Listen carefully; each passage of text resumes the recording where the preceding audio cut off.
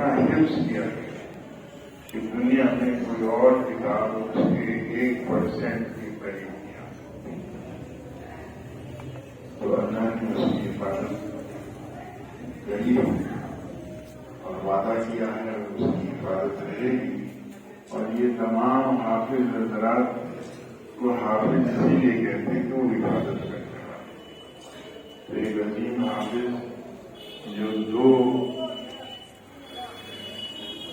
طرح سے اس کا حفاظت کرتا ہے، ایک تو حفظ کی وجہ سے اور دوسرا جو ہے اس کی پڑھنے کی جو طریقہ ہے اس کی وجہ سے. تو ہم سب مبارکباد دیتے ہیں ان کو.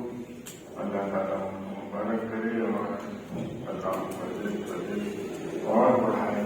میں آپ سب کو بھی مبارکباد دیتا ہوں. اس شعر کے ساتھ اپنی بات ختم کرتا ہوں کہ قرآن جہاں بھی پڑھا جائے گا، قرآن جہاں بھی سنا جائے گا، نور ہی نور سینے میں بھر جائے گا اور محفل میں جلدی لپک جائے گی. آپ سب مبارکباد کی مستحق ہے. آج ایک اور عظیم معاملہ ہو رہا ہے کہ وہ 31 مزدور جو بچ گئے وہ بھی